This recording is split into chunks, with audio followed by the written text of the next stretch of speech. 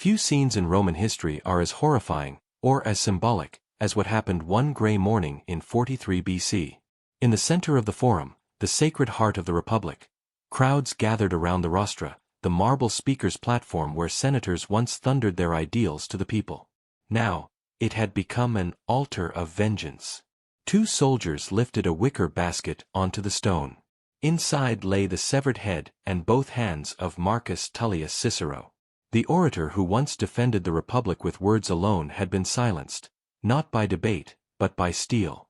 The soldiers nailed the head high upon the rostra, driving the spike through his neck, then fixed his bloodied hands below it, palms outward, the fingers that had held his stylus still stiff and dark.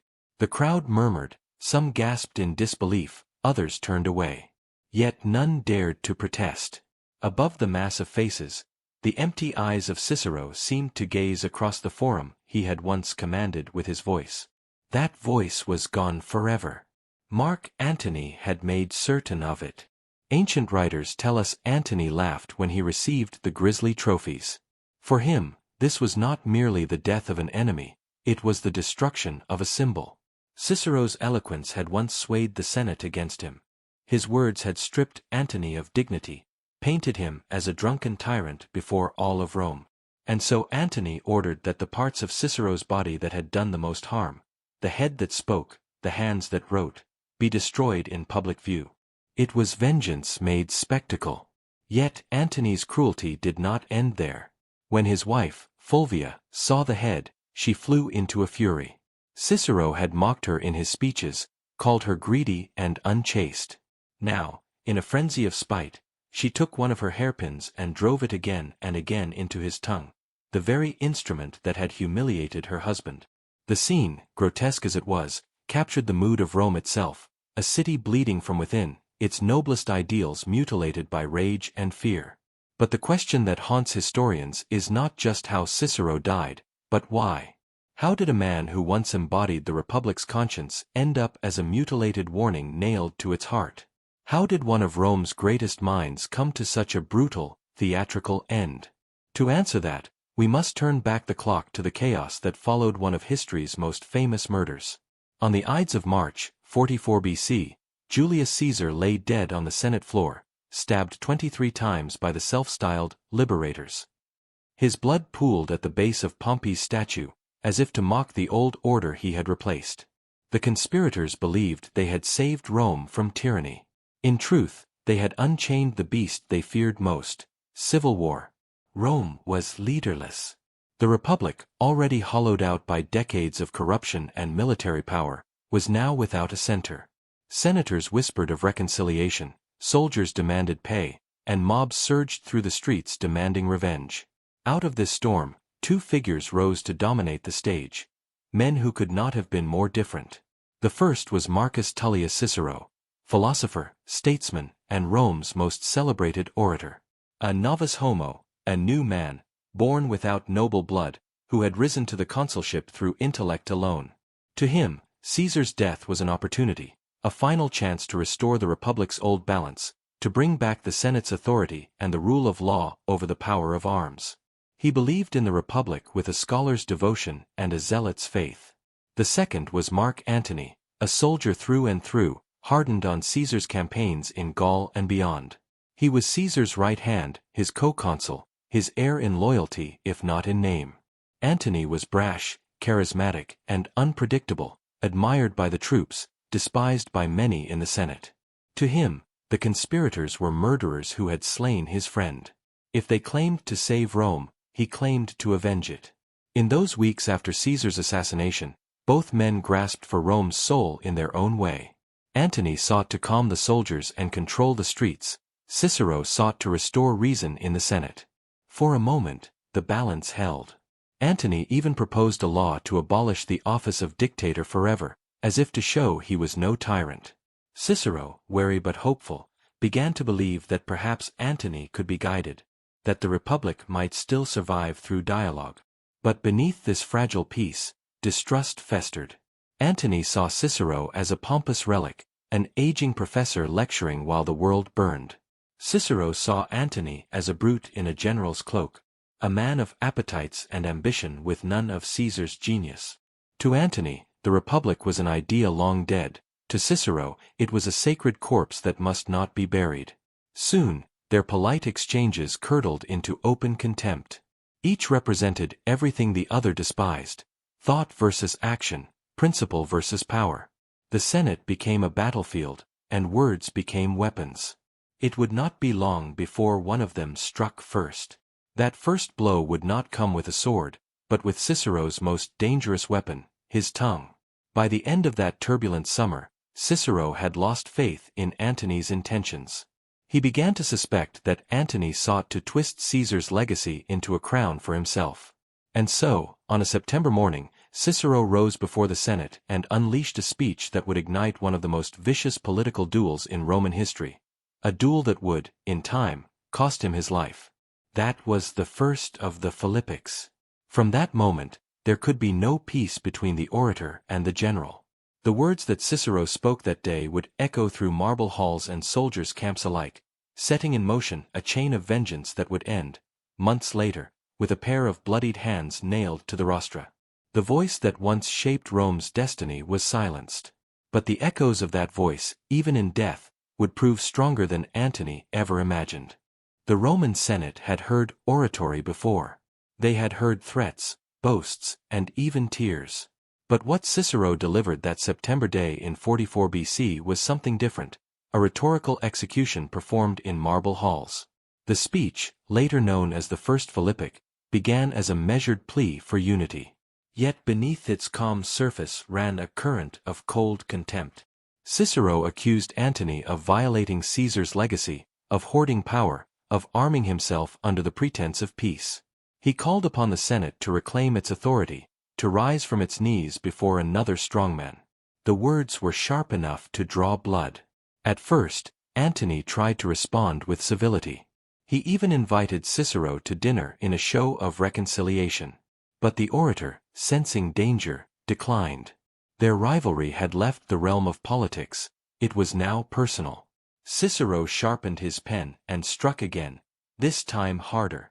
Over the next months, he composed a series of 14 speeches, later called the Philippics, modeled after the fiery condemnations of the Athenian statesman Demosthenes against Philip of Macedon.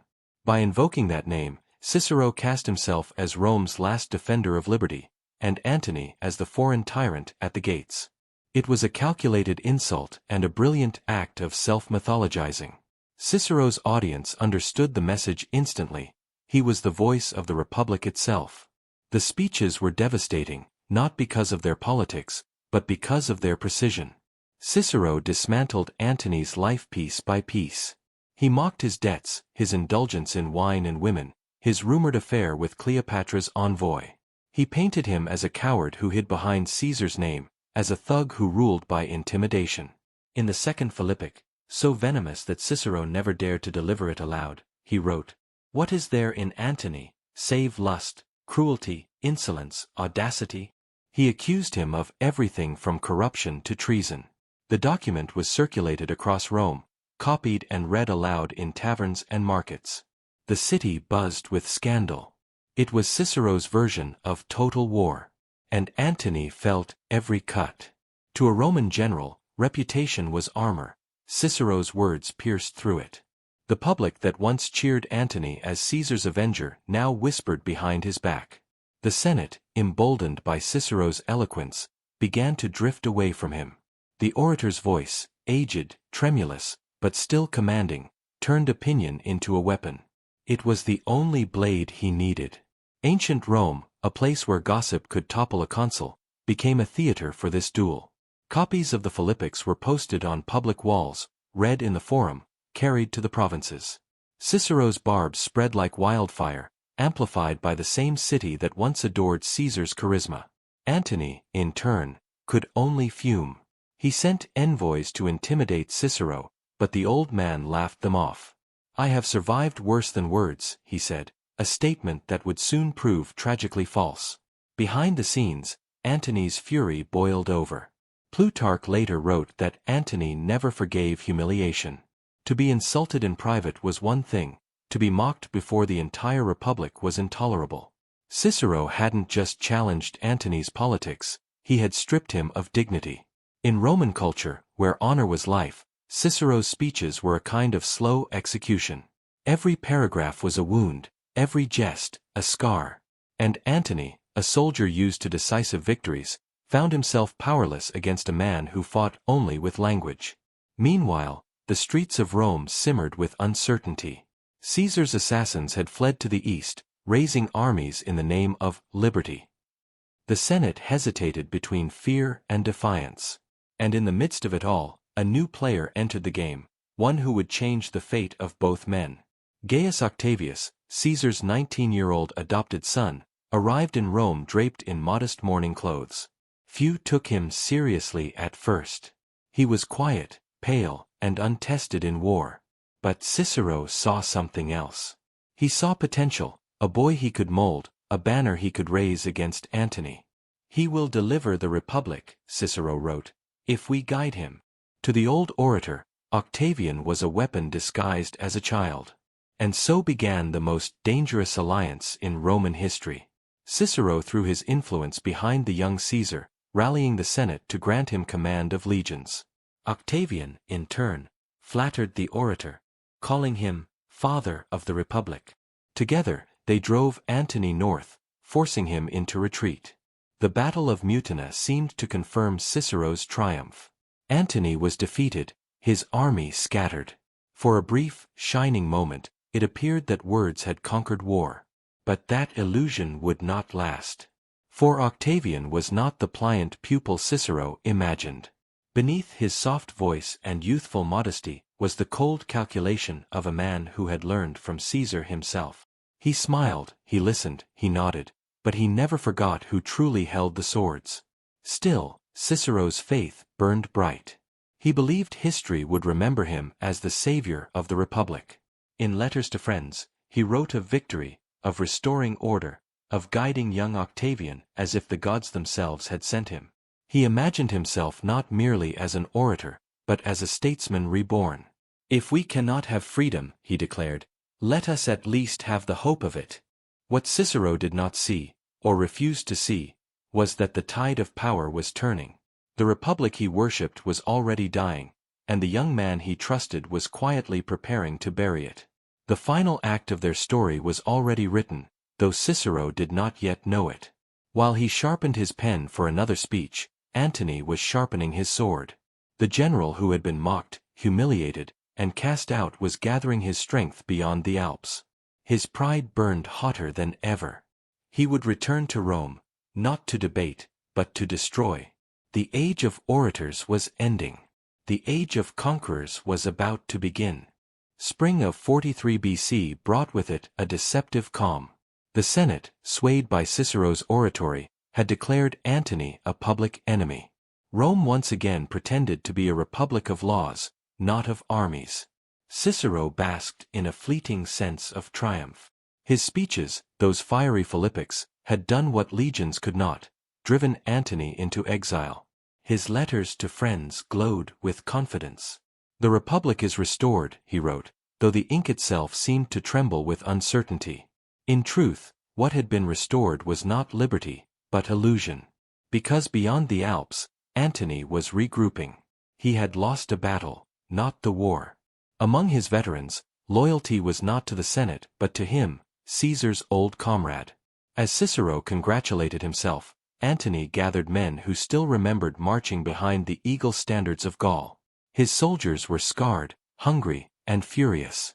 And their commander nursed a humiliation that no speech could erase. "He will pay," Antony swore, "not as an orator but as prey." Meanwhile, Cicero turned all his hopes toward the young Octavian. The boy general's victory at Mutina had made him a hero in the streets. Senators cheered him, soldiers saluted him. But Octavian was playing a subtler game. He smiled when Cicero called him the savior of Rome.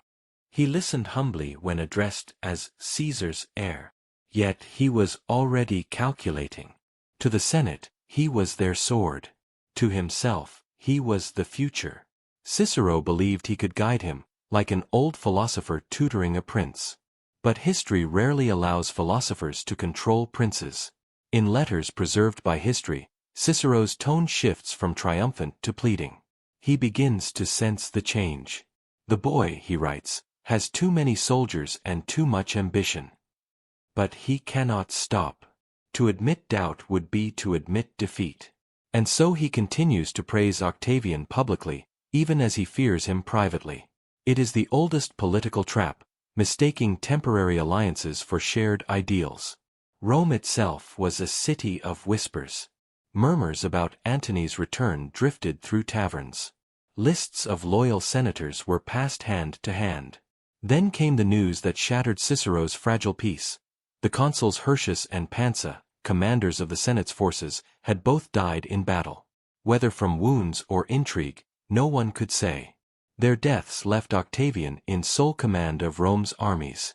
The balance of power shifted in an instant. The Republic had placed its trust in a teenager with legions at his back. Cicero tried to summon him to the Senate, to bring him back under the law's gaze. Octavian declined. "My soldiers are my Senate," he said coldly. That one sentence told Cicero everything. The boy he had thought to shape was now a Caesar in all but name. Then came the march. Octavian, feeling spurned by the Senate, led his troops on Rome itself. The same soldiers who had once fought under the banner of liberty now occupied the city for their general. Cicero's allies panicked. Some fled, others capitulated. The Senate, cornered and afraid, named Octavian consul, at 19 years old. It was a political earthquake. In that moment, Cicero understood the cruel symmetry of fate. He had fought to destroy one dictator and had helped create another. But the story's darkest twist had yet to come.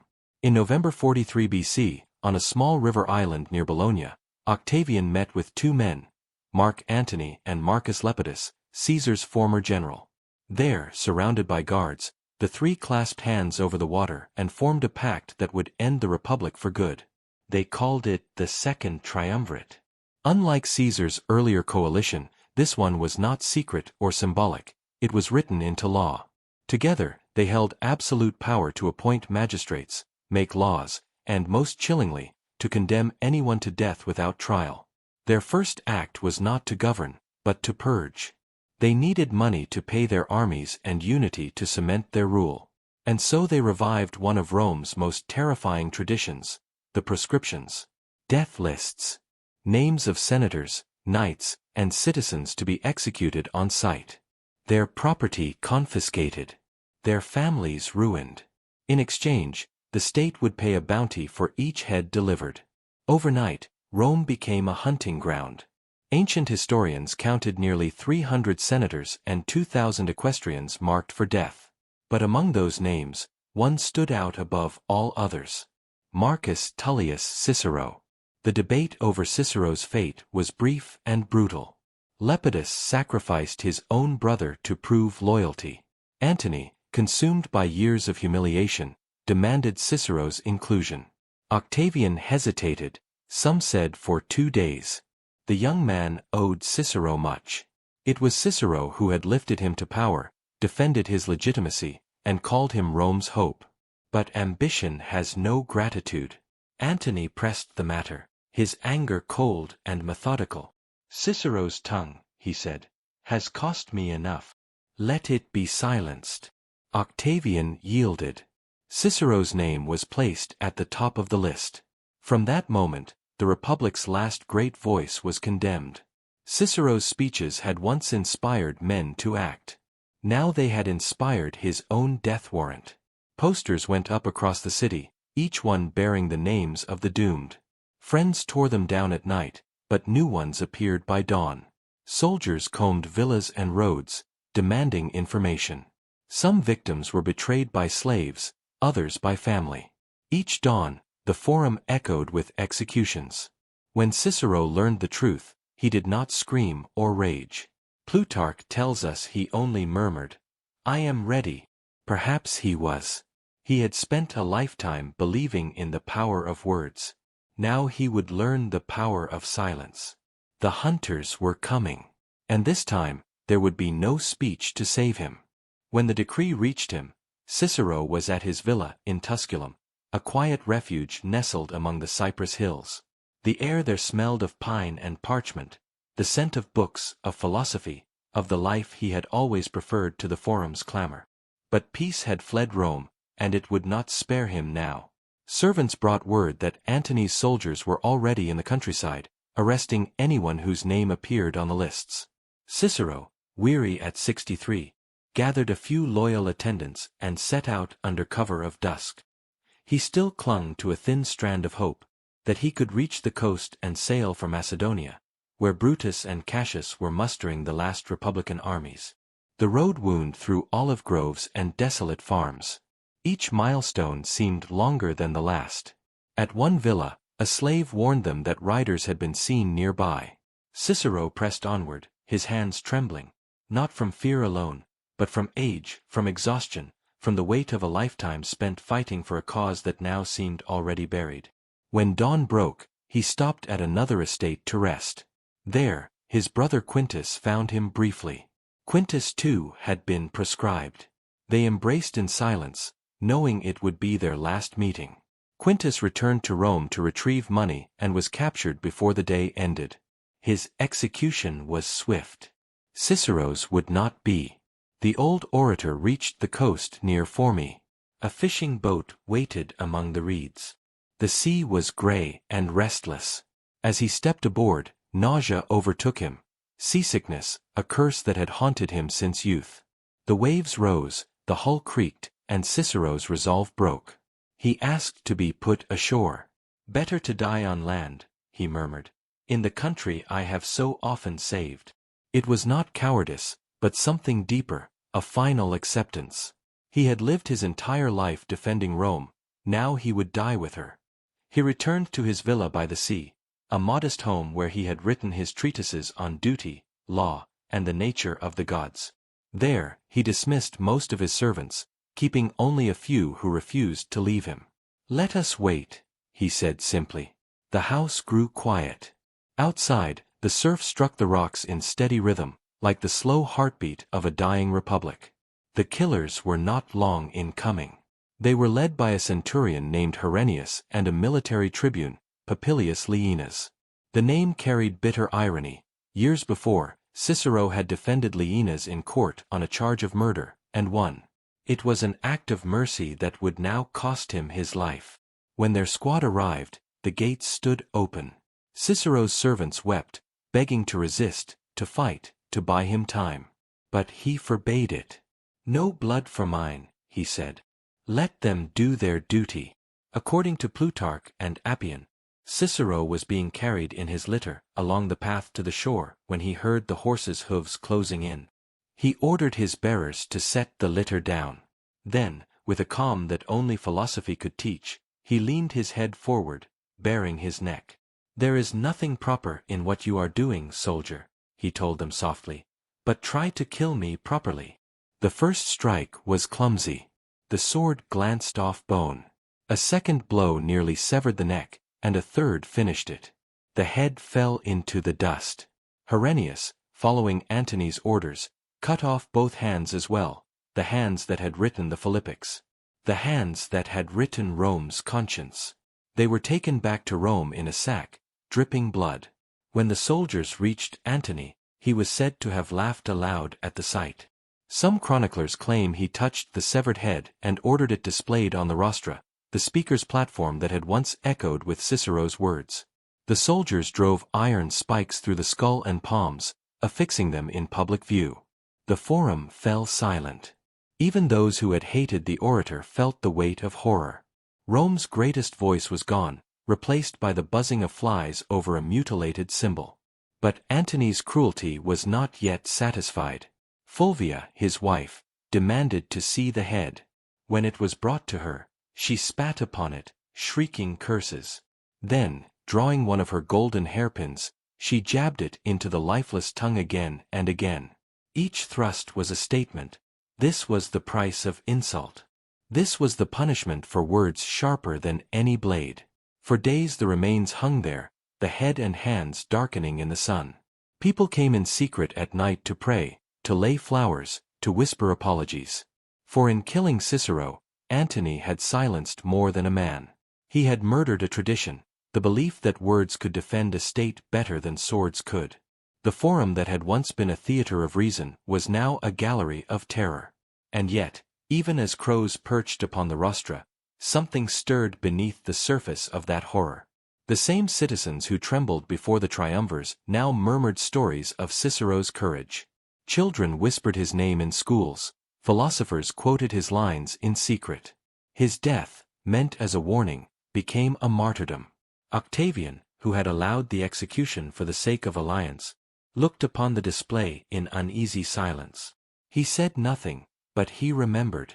One day, he too would stand on that same platform, crowned not as consul but as emperor. And perhaps, as he looked over the Forum, he would think of the old man whose voice once thundered there, who died believing words could still save Rome. Antony thought he had destroyed Cicero. In truth, he had immortalized him. In the months following Cicero's death, Rome became a city haunted by silence. The rostra, once the heartbeat of debate, now stood as a monument to fear. The three men of the second triumvirate, Antony, Octavian, and Lepidus, ruled through lists, not laws. The proscriptions continued. Senators, equestrians, and even their wives were dragged from their homes.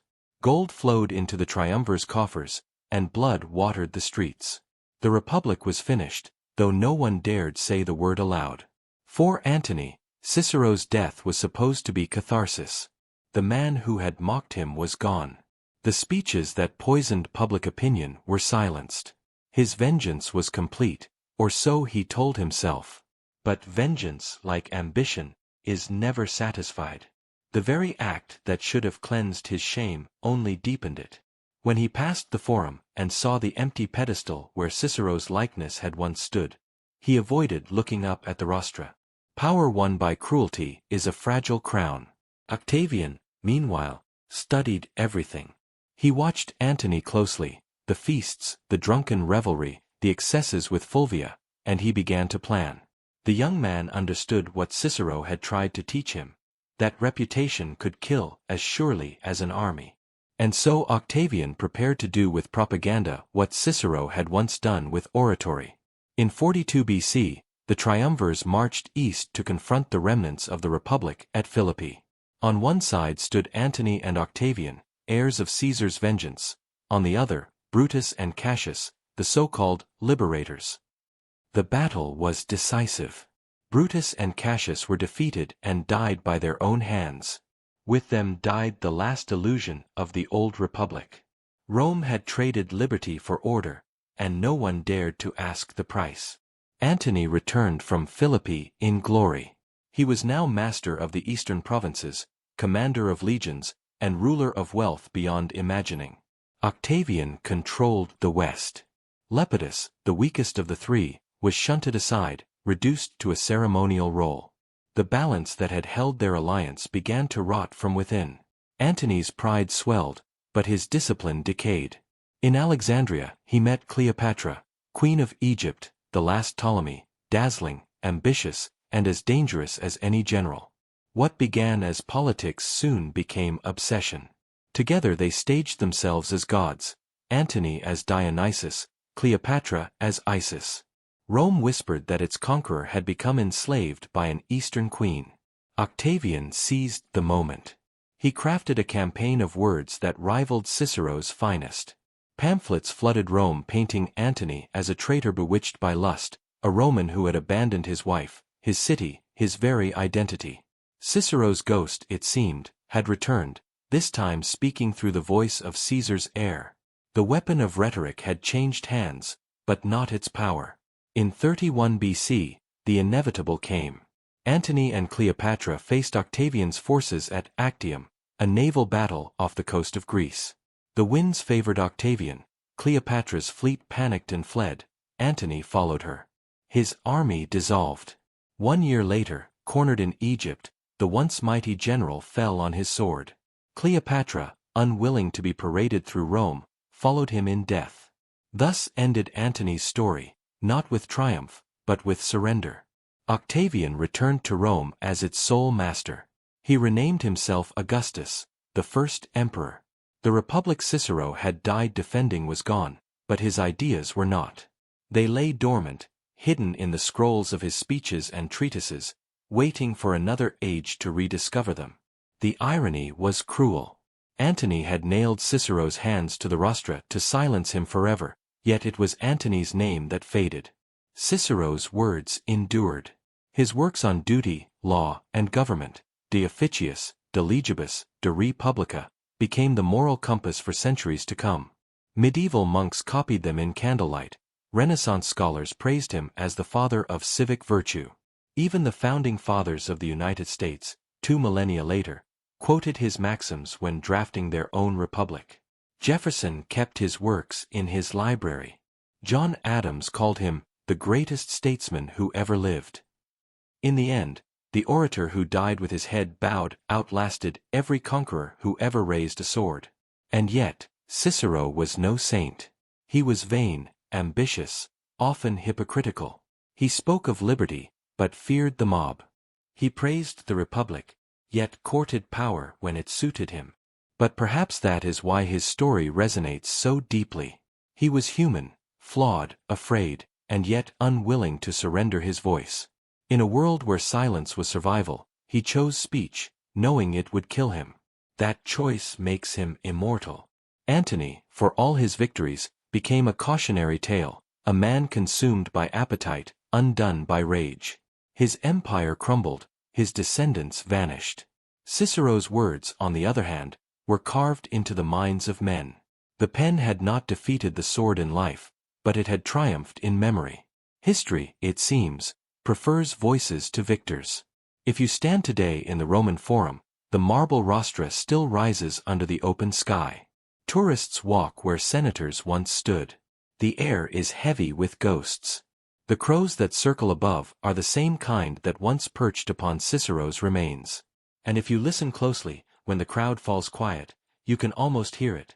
The echo of a voice carried on the wind, the defiant whisper of a man who believed that truth, once spoken, never dies. Cicero was killed for his words.